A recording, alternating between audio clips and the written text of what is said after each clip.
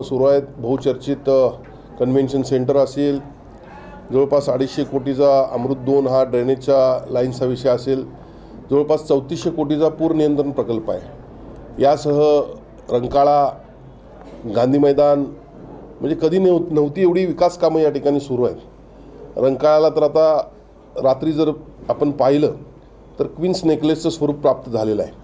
आणि रंकाळा हा संपूर्ण महाराष्ट्रामध्ये नव्हे तर देशात नव्हे तर परदेशामध्ये देखील एक चर्चेचा विषय गेल्या काही दिवसापासून सुरू आहे। त्या ठिकाणी अनेक कलाकार येतात, अनेक रील्स त्या ठिकाणी होत आहेत। यातला पुढचा टप्पा म्हणून राज्याचे उपमुख्यमंत्री, नगरविकास मंत्री, शिवसेनेचे मुख्य नेते यांनी नुकतीच 5 कोटी रुपये रंकाळ्याच्या मध्यभागी, जे नागपूरला तलावामध्ये फुटाळा तलाव आपण म्हणतो, त्यामध्ये जे म्युझिकल फाउंटन जे तिथं बसवलेल्या नितीन गडकरी साहेबांनी अशा पद्धतीचे 5 कोटी रुपये म्युझिकल फाउंटनसाठी मंजूर केले। त्याची वर्क ऑर्डर देखील झालेली आहे आणि लवकरच पर्यटकांसाठी एक आकर्षण ठरणारा हा रंकाळा। आणि त्यात पुन्हा तिसऱ्या टप्प्यामध्ये काल परवाला 2 दिवसापूर्वी 2 कोटी रुपयाचा सेल्फी पॉईंट, रंकाळ्याच्या संध्यामठच्या साईडून मध्यभागी जायचं आणि पूर्ण काचेचा सेल्फी पॉईंट असा 2 कोटीचा मंजुरी देखील सन्माननीय साहेबांनी या ठिकाणी दिलेली आहे। त्या कामाला देखील लवकरच सुरुवात होईल आणि रंकाळ्याचं एक